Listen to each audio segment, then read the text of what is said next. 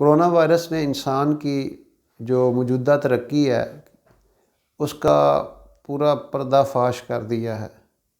جو انسان اپنی ٹیکنالوجی پہ نازاں تھے، جو قومیں اپنی ٹیکنالوجی کی گویا وہ پرستش کرتی تھی، پوجا کرتی تھیں، اللہ تعالیٰ نے ایک ان سین چیز بھیج کے ساری دنیا کو بتا دیا ہے کہ تمہاری ساری ٹیکنالوجی کے سامنے اور تمہارے سارے کے سارے جو جتنی ریسرچ ہے وہ ہیچ ہے میری ایک مخلوق کے سامنے۔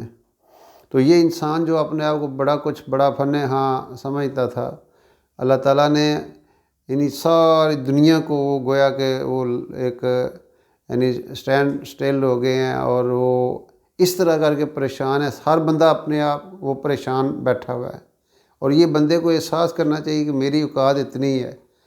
وہ ان اللہ علی کل شیء قدیر، ایک اللہ کی ذات ہے، وہ ذات جو ہے وہ کسی حال میں کسی کے محتاج نہیں ہے، باقی سارے کے سارے ہر حال میں اس ذات کے محتاج ہیں۔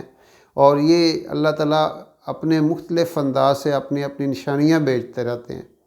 سنریہم آیاتنا فی الآفاق وفی انفسہم حتی یتبین لہم انہ الحق، کہ ہم اپنی نشانیاں عنقریب تمہیں کائنات میں دکھا دیں گے حتیٰ کہ حق تم پہ واضح ہو جائے۔ تو یہ ساری کی ساری جو اللہ کی قدرت ہے، اللہ کی طاقت ہے، یہ ظاہر ہو رہی ہے کہ یہ چیز شو کر رہی ہے کہ طاقت صرف اللہ کے پاس ہے۔ اللہ کے ایک امر سے یہ ساری دنیا جو ہے نا آگے پیچھے ہو جاتی ہے اور ہوتی رہی ہے۔ پوری تاریخ انسانی اس بات کی گواہ ہے۔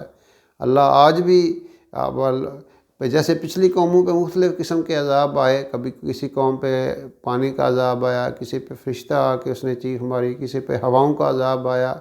تو یہ جدید ترین شکل ہے ایک اللہ تعالیٰ کے ایک عذاب کی، اور اللہ تعالیٰ کی طرف سے انسانوں کے لیے ایک بہت بڑا وار ہے کہ انسان سمجھ آئے اور وہ اپنی اللہ کی طرف لوٹ آئے اور رجوع اللہ کی طرف کر لے۔ تو اللہ رب العزت